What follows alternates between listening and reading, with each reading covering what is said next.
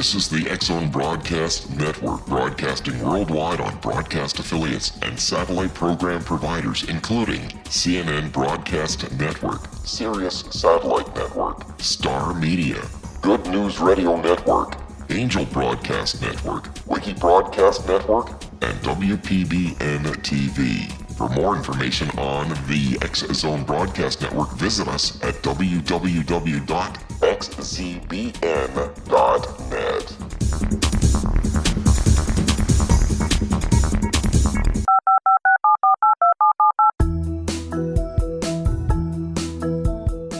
Did you know that when you're on the road with limited data or Wi-Fi, you can still listen to the X-Zone Radio Show with Rob McConnell, The Science of Magic with Gwilda Wiyaka, X-1, Dimension X, Space Patrol, and every minute of the X-Zone Broadcast Network by calling 213-401-0080, courtesy of Audio Now. No smartphone, app, or internet needed. It saves your data plan and it's free if you have unlimited minutes. Call 213-401-0080 to listen on any phone, anytime, anywhere. Remember 213-401-0080 for the best of the paranormal, parapsychology, and sci-fi radio programming anywhere, 24/7, 365. And welcome back, everyone. My name is Rob McConnell. This is the X-Zone, and we're coming to you from Hamilton, Ontario, Canada, on the all-new X-Zone Broadcast Network and the Talkstar Radio Network. Email xzone@xzoneradiotv.com, on MSN Messenger, xzoneradiotv@hotmail.com, and our website, www.xzoneradiotv.com. My guest this hour is Todd Standing, and he is a documentarian responsible for the Chronicles of Sylvanik and the website www.sylvanik.com. That is spelled SYLVANIC.com. Todd has developed a rapport with several First Nation elders that has allowed him to document the native legends and folklore passed down through their oral traditions. Having gained a solid scientific background from his years of study at the University of Alberta, Todd has successfully combined years of theoretical knowledge with thousands of hours of hands-on practical experience in the depths of the Canadian wilderness. He has led dozens of expeditions into Bigfoot territories and has recorded 2 compelling pieces of video evidence. Todd's work will explain in no uncertain terms what these animals are, where they have managed to survive while civilization has continued to envelop this planet, how they have managed to evade modern man, and what must transpire to ensure the most man-like primate on the planet guarantee their future in this rapidly changing environment. Todd's primary goal in his research and cooperation is to authenticate one of the most controversial issues in anthropology's history and illuminate mankind to the reality of what might be the most significant scientific discovery of our time. And we've had the pleasure of having Todd on the X-Zone 2 previous times. And Todd, welcome back. Great having you with us. Thanks for having me. Tell me, Todd, what have you been up to over the last 2 years? We have been just expanding and growing and cooperating with all sorts of different people. After I took the documentary on tour and got my species protection petition certified and whatnot, I started to meet back with the people that I'd met while I was touring my documentary, different experts in the wilds, forestry officers, even scientists from as far away from as China, that were just giving me information and cooperating with me. And we were looking for a new research site that was permanently inhabited by this species commonly referred to as Bigfoot. And that's what in August of this year, we have definitively discovered a new site that is entirely uncompromised. Me and there are 3 other people in the world know about it, 4 of us in total. And we are going to begin this definitive study of Bigfoot. We're going to do everything that's... And actually, what our ultimate goal is to find an intact body that's expired due to natural causes. So that's what our focus is. And also working on the American side of the petition, we were tremendously successful in Canada with our petition. We did everything we needed to do with that. And the government of Canada was very reasonable with us and basically just said, look, when you find a body, here's the people you present it to. If these men look at a body, and an intact body, a fully intact body, no more hair or feces because all that's been done. They want an intact body. And once they've analyzed it and they agree that this is a new species of primate, in Canada I will immediately have my species protection. I won't have to go through all the red tape that you'd have to go through otherwise. And we're working on that in the United States as well, the same thing, where we want to be able to just present a body to the appropriate government officials. And the reason for that is as soon as this species is recognized, forestry officers and wildlife officers will have to come and help us. Right now, the first thing I ever did was I went to forestry officers and wildlife officers and I said, look at all this evidence I have, come with me and help me. Mm-hmm. And they couldn't, because there's no law. There's no recognition of the species whatsoever. So with not so much, and it is about protection, but it's also about getting the help, identifying the species, because this is an enormous job too. Even figuring out all the little habitats and different pockets that these animals inhabit in the United States is going to be a tremendous amount of work, far beyond the capabilities of my cooperation. Todd, stand by. You and I have to take a 2-minute commercial break. Todd Standing is our very special guest for this hour, X Zone Nation. www.sylvanic.com, SYLVANIC.com. And we're talking about the protection of Bigfoot this hour here on the X Zone, live and around the world from our studios in Hamilton, Ontario, Canada, on the all-new X Zone Broadcast Network and the Talkstar Radio Network. We'll be back on the other side of this 2-minute commercial break talking about Bigfoot. Don't go away.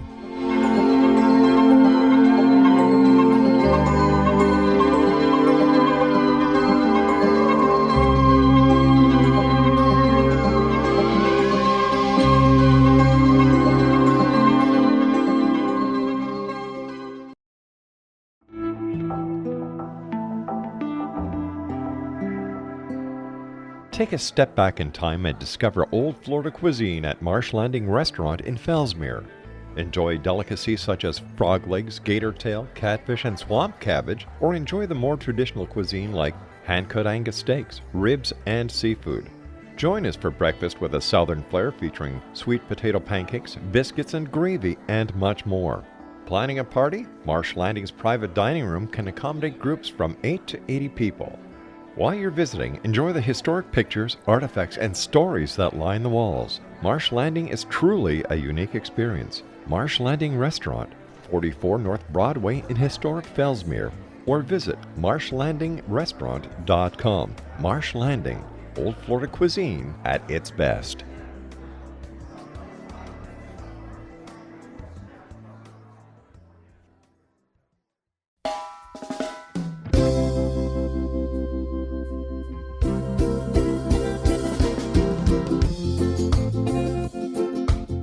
This is Johanna Carroll, host of Dialogue with Divinity on the X Zone Broadcast Network. While walking along Kaanapali Beach in Maui this past year, I kept discovering all these shells and coral in the shape of hearts. My dialogue with Divinity was very simple. Do you want me to do a retreat to heal people's hearts in Maui next year? And of course, the answer was yes. As a master spiritual teacher, I am offering you a neat retreat called Rise, May 8th through the 12th, 2017, and the chance of a lifetime to rest at a 5-star resort for 5 days and experience a spiritual renewal of your heart and soul. Kaanapali is one of the top 5 beaches in the world. This stunning resort has undergone a $40 million renovation. I walked the entire property, checked out the room choices on your behalf, and I must say it is stunning. Our conference room faces the ocean with sliding glass doors. Maui is known as Mother Maui because it is a soft, gentle, healing energy. In the embrace of Mother Maui, you will feel yourself rising from the limitations of an ordinary life to an extraordinary journey of peace, bliss, and harmony. A greater sense of clarity. Our Rise retreat ignites renewal in the sacred elements of air, water, earth, fire, and wind. There's plenty of free time to enjoy all that Maui has to offer. A small deposit is required now to reserve your space, as this retreat, it will sell out. For more details, please go to johannacarroll.com and register today. Aloha, and I'll see you in mystical Maui.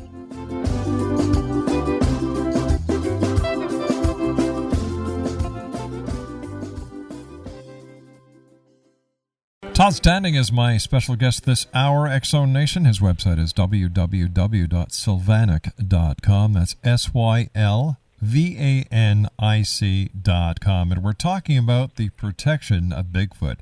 Todd, I'd like to ask you a question at this point. First of all, congratulations on all the great work that you're doing to protect Bigfoot. My hat is off to you, as well as to the Canadian government for taking it seriously. However, Todd, how come after all these years of people combing the wilderness looking for a Bigfoot cadaver, one has not been found yet? The species is so specialized. They do so many amazing things. Animals are amazing. They do incredible things. But when it comes to primates, I mean, there's so many reasons I can go over. For example, like it's commonly known in the Bigfoot community, these animals are nocturnal. So do things at night.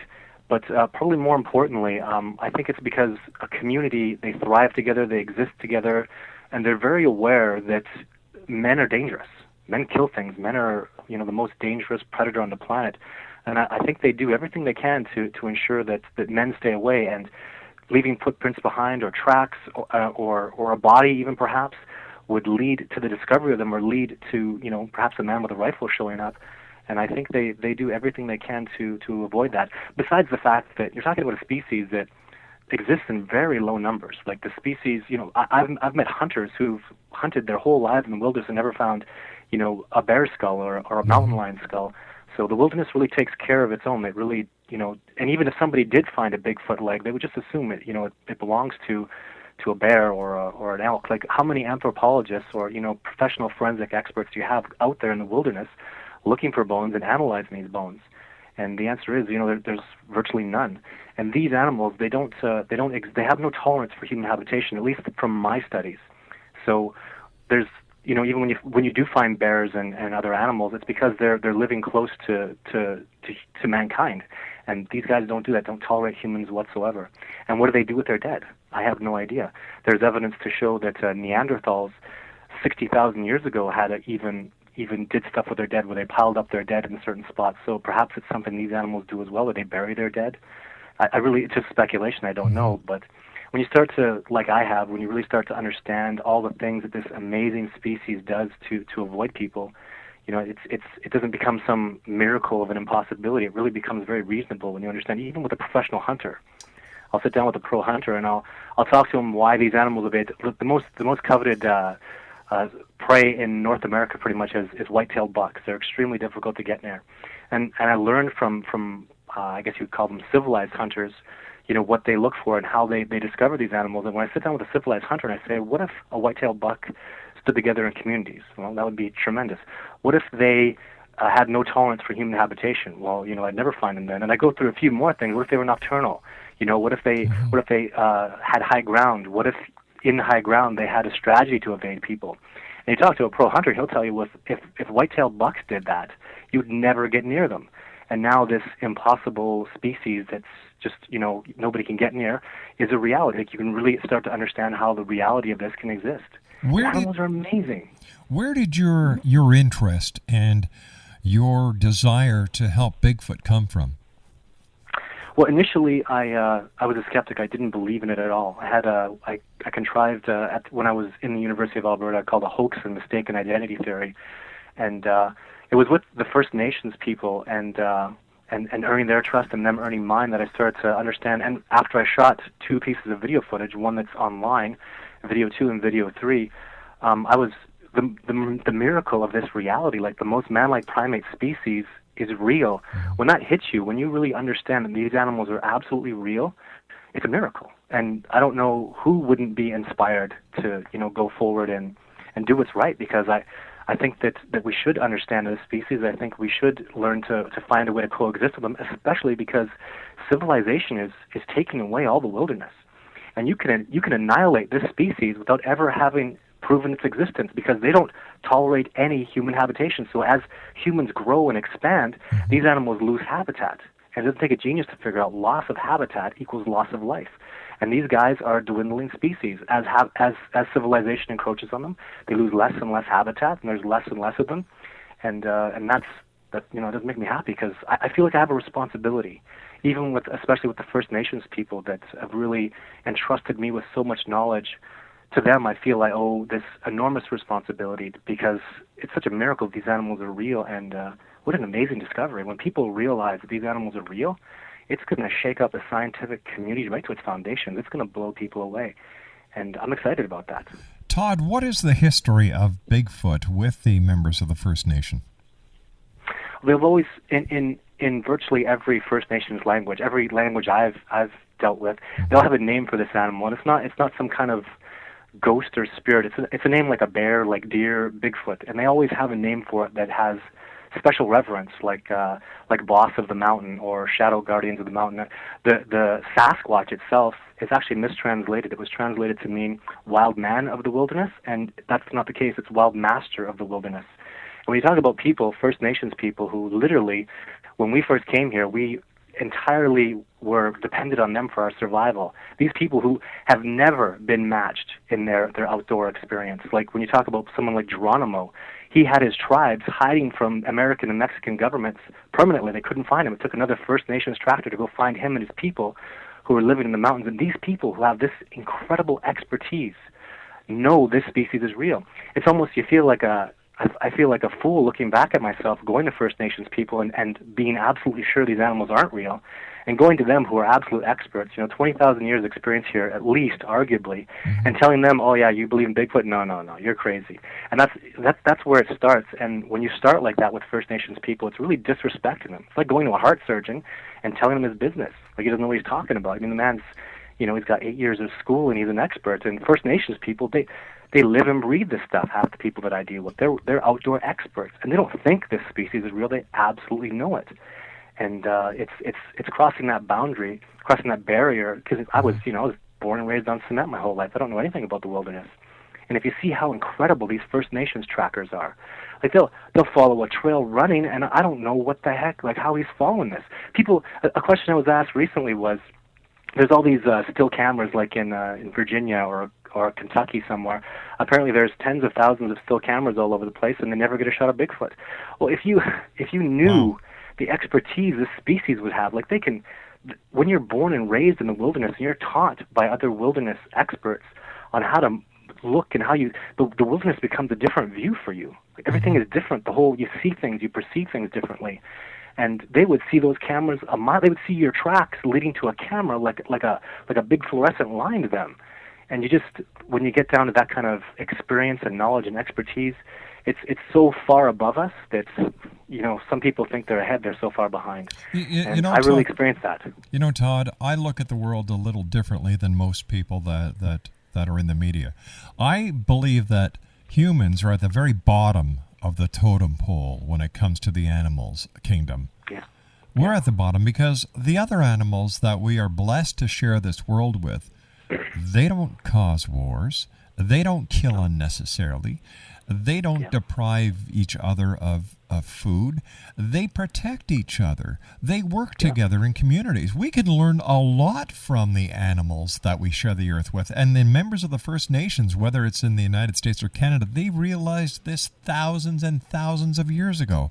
And yet we're so damn naive that we don't stop and listen and learn. Yeah, you're absolutely right. It's just any study of animals. I always try to, I've been studying other primates and even getting off into especially specialized sensory perceptions like bats. And I recently learned about dolphins. Dolphins are incredible animals. Yes, they are. And we abuse them. A dolphin from hundreds of meters away can look at a woman and see she's pregnant. They can see with their sonar. They can see your heart rate and your lungs that you're breathing, like inside your body. And people wonder. And I believe Bigfoot, or this species, has a sensory perception that's somehow specialized as well. And people are, how can an animal do that? Well, how can a bat pick a mosquito out of the air when it's in pitch black and it's blind? Exactly. Animals do incredible things. Yes. And this species it's actually, I believe, obviously this species is the most man-like species on the planet.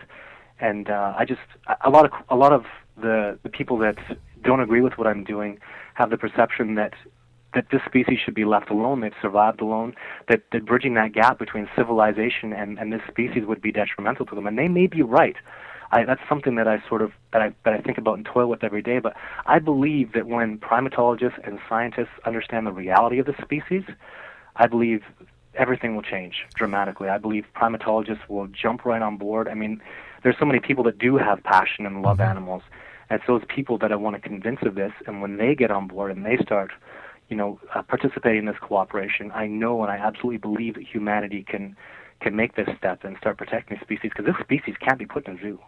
Todd, I know First Nations people that'll die before they ever see that happen. They have an enormous reverence for this species, and I'm very much on board with that. And that's something that we're going to have to. It's going to be different with this species. Yeah. I think even right now with primates, there's a question about sentience, and do they have enough consciousness to make it immoral to keep them in captivity?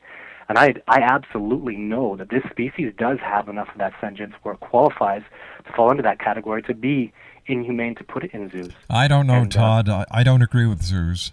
I never have. I never will. I don't believe animals should be penned up. And is it possible, Todd, that Bigfoot is the missing link that science has been looking for so long? I don't support that at all. I believe that they've evolved separately. I believe they have their own, because there's so many things unique about them. When you've seen the really, really good footprints. Hey, Todd, you and I have to take a commercial break with the news. I want to thank you so much for coming on, and once again, congratulations on the great work that you've done and that you're still doing to protect Bigfoot. Todd Standing's our special guest, X-Zone Nation. Visit his website, www.sylvanic.com, www.sylvanic.com. Todd and I will be back on the other side of this news break as the X-Zone continues from our studios in Hamilton, Ontario, Canada, right here on the X-Zone Broadcast Network and the Talkstar Radio Network. By the way, the iTunes are back up and running. So there you go, X-Zone Nation. You brought it to our attention. We moved, we acted, we rectified, we fixed, and everything's back to normal. I'll be back on the other side of this break. Don't go away.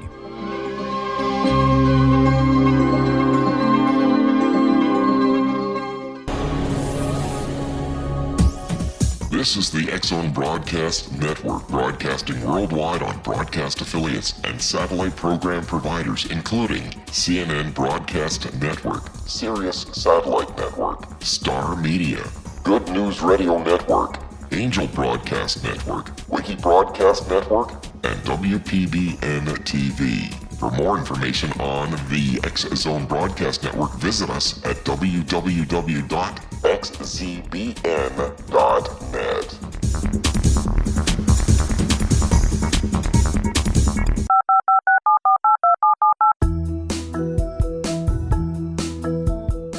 Did you know that when you're on the road with limited data or Wi-Fi, you can still listen to the X-Zone Radio Show with Rob McConnell, The Science of Magic with Gwilda Wiyaka, X-1, Dimension X, Space Patrol, and every minute of the X-Zone Broadcast Network by calling 213-401-0080, courtesy of Audio Now. No smartphone, app, or internet needed. It saves your data plan, and it's free if you have unlimited minutes. Call 213-401-0080 to listen on any phone, anytime, anywhere. Remember, 213-401-0080 for the best of the paranormal, parapsychology, and sci-fi radio programming anywhere, 24/7, 365. Welcome back, everyone. Todd Standing is my special guest. We're talking about Bigfoot this hour. And I'd just like to read you a release that came out a while ago. It's from Todd, a Sylvanic Bigfoot press release. The United States government is called upon to vote on the issue of species protection for Bigfoot. The group of independent researchers that had their petition for species protection certified and tabled before the House of Commons in Canada is now following through with the same work in the United States. Canadian citizen Todd Standing and his team have chosen United States Congressman Earl Blumenauer of Oregon to present our species protection petition to Congress. Our petition in Canada was a tremendous success in that it allowed us to make the appropriate connections with the branch of government that is responsible for the implementation of species protection. Because of this preemptive work, the moment we have an intact body for this branch of government to examine, we will have our species protection. And the release goes on to say it has been decided to go forth with the next stage of species protection because we have definitively discovered a new habitat permanently inhabited by species commonly referred to as Bigfoot. This habitat is completely uncompromised and unknown to anyone outside of our research group. Our ongoing study of this habitat began in August of 2009. The first priority of our observations is to discover an intact, recently deceased body that has expired due to natural causes without disturbing the group of animals that reside there. This body will be used to establish legal protection and recognition of the species throughout Canada and the United States. Consequently, wildlife and forestry officers will be required to take action. With our help, other Bigfoot habitats across the continent will be identified and protected. Todd Standing is our special guest, X Zone Nation. Hats off to Todd for the great work that he's doing with his group. His website is www.sylvanic.com, sylvanic.com. Now, because of the work that you're doing in Canada and the United States, once the Bigfoot is recognized and protected under Canadian law, I would imagine, Todd, and correct me if I'm wrong, that other countries around the world where Bigfoot inhabits will automatically follow suit, and won't the United Nations also get involved at that point? I would hope so. I know China is on board immediately. In fact, I think China has already taken precautionary measures to that effect. When I played my documentary in Calgary a couple years ago, I had some professors from Beijing University come and meet with me and show me about it's in the public archives, it's on Wikipedia, Langchun, China, where the first ever Bigfoot domicile was discovered back in the 60s. And they'll talk all about it, where they found teeth from Gigantopithecus, which is, I believe, the same species. And they're the experts. They're the Gigano experts, and that's the Yeti there. Years ago, they actually financed me for a couple of years, and what they were looking for was they were waiting for me to have definitive DNA from Bigfoot because they wanted to cross-reference that with the Yeti DNA and prove that they're a related species. But apparently they got that DNA from somebody in Ontario, actually, because I know they were collaborating with the two of us, and they got back to me and said, we've got everything we need. Good luck, and we'll help you out with any way you can. And when your species protection and recognition comes through, we'll be right there with you. But they've got everything they need from somebody, and I don't know what discovery was made in Ontario. I met with those gentlemen a couple years ago, too, in Edmonton when I had my documentary here. But they were very quiet about with what they had, the knowledge that they had, and everything they were doing, and they just, they again said they supported me, but I don't even know how to contact them. So, and hats off to them for all the work they're doing, whatever it is, but and all the success they've had. But there are people out there that know. There are people out there that are doing work and really getting places with it, and I think China's at the forefront. There's been so much DNA and significant evidence that's come out of China. It's been in a dozen documentaries, and they know their stuff. I think they're the Gigantopithecus experts, and I believe the government's involved in everything. And they really had a big conference. I had 2 4-hour meetings with these gentlemen with an interpreter. And they have tremendous evidence. They have a significant knowledge. They're even comparing the habits and the behaviors that Bigfoot does that I know of precisely to what the Yeti does. Like, for example, in Langchun, China, the domicile is up on a mountain. Well, I only know how to track these animals and find them in the mountains. And everything they do, everything, like the fact that they're nocturnal, the way they live in caves, everything is precisely on board. And this is evidence that we're talking that's over 100,000 years old that they've made public. And they're the experts, yeah. Their knowledge is tremendous. So, and obviously, I believe this is not a missing link. It is the descendant of Gigantopithecus, or it is Gigantopithecus itself that's just evolved separately as a different primate. So, yeah. Tell me, what was it like the very first time that you saw Bigfoot? You actually saw Bigfoot. Yeah, I was on 2 different occasions. I have 2 videos that I shot. Video 2 is online. When that day happened, there are no words. I was pretty much in absolute disbelief. I wanted to somehow figure out that I thought the First Nations people were using this mythos to scare people away. And when I saw that animal, and there's a feeling that you get, there's something more than that. And then you stand up there where the animal was 10 minutes ago, and you look at where it went, and you go, a human being can't do that. Like, it rock climbed here and jumped across this mountain. A man couldn't do that. This isn't something in a suit. And then even more so than that, it was that night when those animals came back and were what I would use term as dominating us around our tent at night, because they're nocturnal, and that's when they were around our tent doing things at night. That's when it was just like a punch in the face. This is an absolute reality. You wake up and you hear some animal fly through the woods and smoke up this rock face like nothing on earth could do, and you realize that's not a ghost. I'm with other people. We all witnessed that, and it's a reality. At first I was terrified, and it just changed. It changes your thinking, because I'm such a civilized person. I'm so bred, on glass. Such a miracle. Mm-hmm. It just inspired me so dramatically. But I had to keep saying it to myself. I even do it to this day. The reality of this species is such a miracle. Like, it's amazing. And they're a peaceful animal that coexist with other animals in the wilderness. They live in equilibrium, in peace.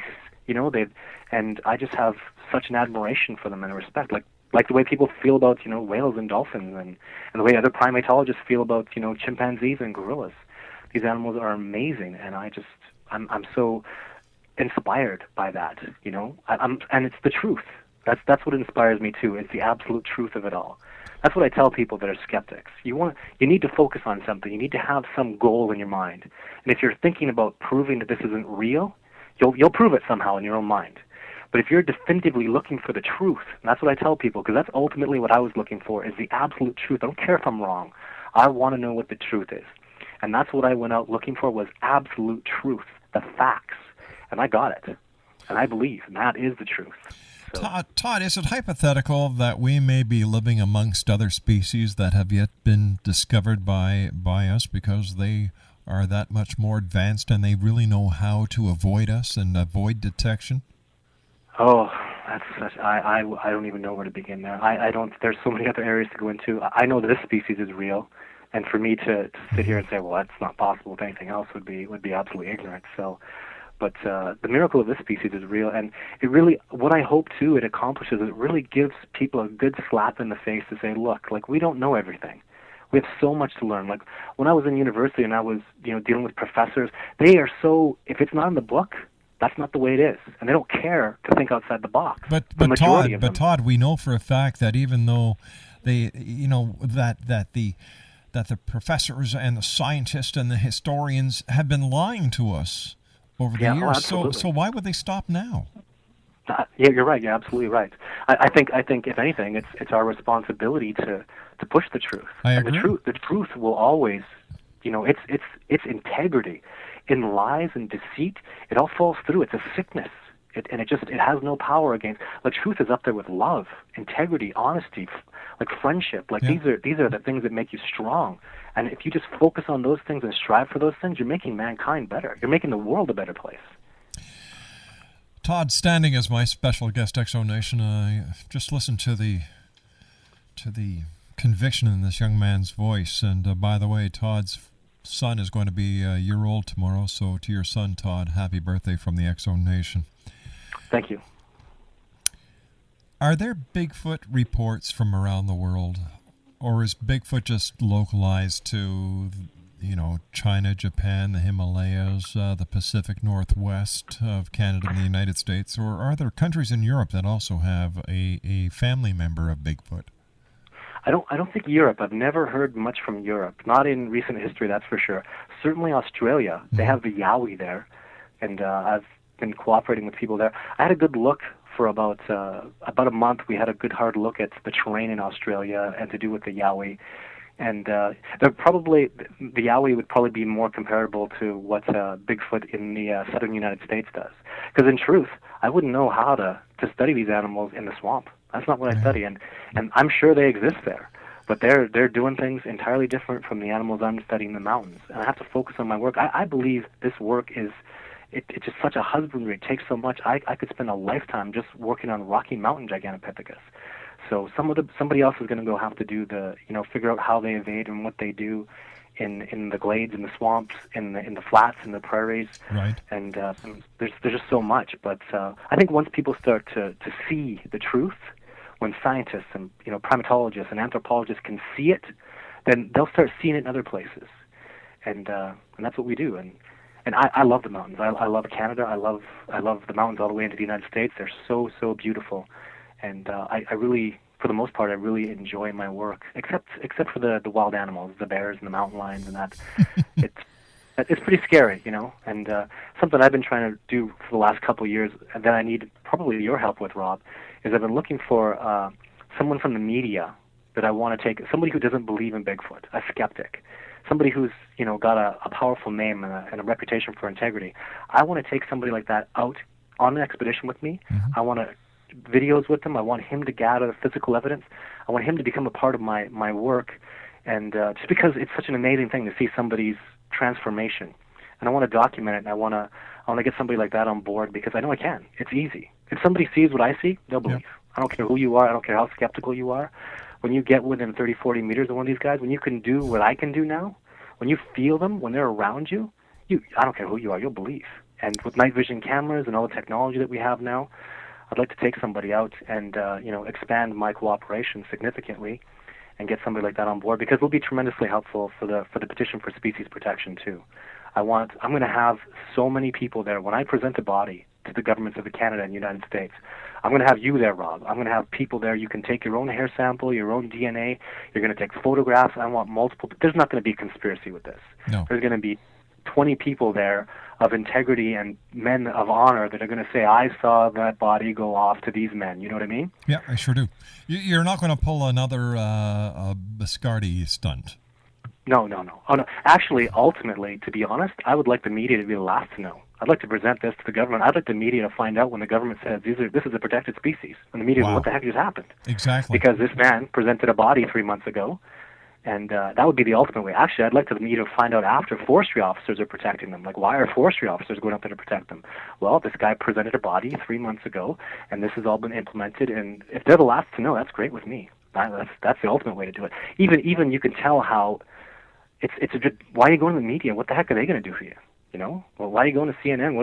I've been going to CNN for years. They won't do anything to help me or even disprove me or open their mind to what I'm saying. Well, that's because, Todd, you're serious. You're a serious researcher. You're not one of these Yahoo bimbos like Tom Biscardi who brings these other two guys aboard and they have a gorilla suit frozen in a freezer. You are a serious, dedicated, well-educated person who wants to do things the right way. Yeah. Yeah, I was actually some radio show 2 or 3 years ago. I went on, had a primatologist from a major university come on with me, and I kept up with them. I've been studying this stuff. This is my life. This is what I do. Like, I have a post-secondary background, and when he started to realize that I'm not joking. This is real. And I'll ecologically tell you about their behavior. Like, I have a significant knowledge. But with that being said, how tremendous would it be for us to have a primatologist join our crew? And I've been meeting or trying to meet with people from the Jane Goodall Foundation and primatologists from all over the world to say, you would be so helpful to me because there's so much more to hands-on experience, people that have been around gorillas and chimpanzee, not theoretical book stuff that I could read, but people that actually know about their mannerisms and whatnot. That would be so helpful to us. And for so long, I've been trying to get a primatologist to jump on board, and you don't have to believe. Come out here to disprove me, my friend, and me and one other person, a primatologist or a big-name person from the BBC, I will take you and I will show you. It can't be a crew of 10 people. That's ridiculous. People that take you out, if I took out 10 people with cameras and lights, we're not going to see a moose. Never mind an elk. Never mind a buck. Never mind the most elusive species on the planet.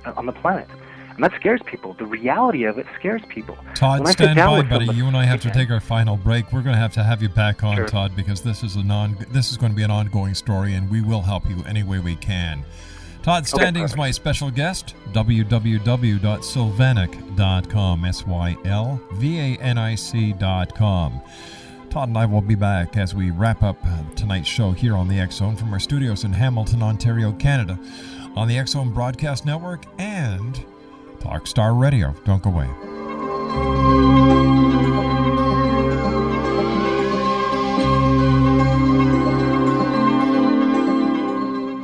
19 Sergeant Central. 19 Sergeant, check. Officers on the scene. Hi, I'm Larry Lawson, host of Paranormal Stakeout. With over 36 years in law enforcement, I have learned a few things. The most important is the proper gathering and preservation of evidence is vital to putting the bad guy behind bars. It's no different in the world of paranormal investigation. Whether it's the search for the afterlife, cryptozoology, UFOs, and extraterrestrials, how we gather the evidence, preserve that evidence, and present it to a jury of our peers will make the ultimate difference in proving the existence of worlds and entities that are beyond our imagination. Join me, Larry Lawson, every week on Paranormal Stakeout when, along with my guests, we'll take a journey to prove with indisputable evidence what man has struggled to believe for centuries. Go to xzbn.net for the broadcast schedule and check me out at paranormalstakeout.com.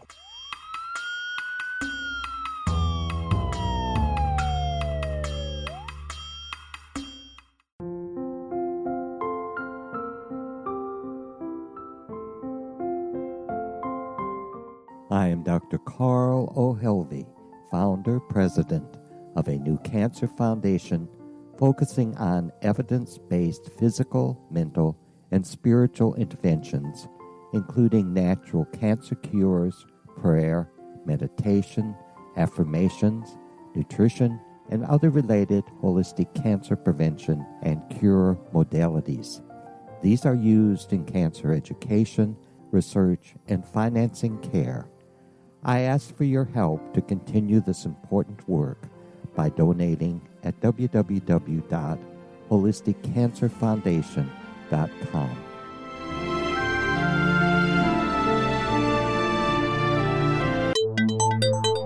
You're listening to the X-Zone Broadcast Network, www.xzbn.net. And welcome back to the X-Zone, everyone. I'd like to take this opportunity of thanking all our guests tonight. Andre Van Heerden and I talked about the shadow government in hour number 1. Hour number 2, Richard P. Jackson and I discussed exorcisms, demonic possession, and evil. Hour number 3, Jeff Knott, our resident healthcare expert, and I discussed the U.S. healthcare fiasco. And my guest this hour is a young man who's making a positive difference when it comes to Bigfoot. He is actually getting the government in Canada and the United States now to protect Bigfoot. His name is Todd Standing. His website is www.sylvanic.com, sylvanic.com. Todd, there are so many groups, organizations that call themselves researchers, Bigfoot researchers, Sasquatch researchers. They go out to try and document the existence of Bigfoot. Are they hindering the process, or are they aiding in the process? Well, I think there's a big difference between people that are out there for the business of Bigfoot, trying to make a profit by selling a book, or by promoting a website that has, other information where they make per pay-per-click kind of dollars. And I don't really understand that. People that are doing it in that facet have a tendency to be very negative towards actual legitimate researchers. And, I'm certainly not for that. But there are groups out there that's, I can't chastise them because I made mistakes. I did things that were foolish. And if anything, I'd like to cooperate with people like that. Anybody calls me, asks me questions, sends me an email. I mean, I have 12, 15 people now all working with me that have a tremendous knowledge of these animals. And when somebody asks me, should I go out there and throw a net over one? Hell no. Like, this is a community of animals, my friend. You throw a net over one, and 10 are going to come out of the woodwork, don't do that. And it's whatever I can do to educate people and help people in the discovery of this I'm all for it. Even it may very well not be me that finds a body, but when a body is discovered, I want my protection. And that's the other thing that I did with the Canadian government and want to guarantee in the United States as well, is when our body is discovered, this is still here. Don't forget it. I want that protection. The reality of this species, I can take it to the next level, even if it's discovered by accident, whatever way, And the majority of people that I've had associations with are really good about their research. They try, they do the best they can, but it's all about cooperation. You've got to cooperate.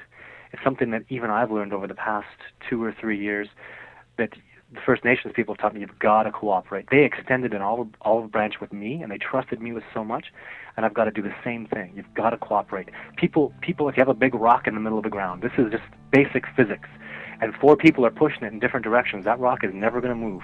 But if you all say, hey, come and push in this one way, that rock will move. The biggest rock in the world can move when people push in the right direction. and you have to cooperate to do that. Todd, I want to thank you so much for joining us tonight. We've run out of time. We'll have you back on in the near future. If you need us, we're here for you, Todd. We really admire what you're doing and the reasons why you're doing it. Todd Standing has been our guest this hour, X Zone Nation. www.sylvanic.com. So until tomorrow night at 10 o'clock, when once again we cross the time-space continuum to this place that I call the X Zone, from everyone here to everyone out there, take care of each other and always, always keep your eyes to the sky and your heart to the light. Good night now.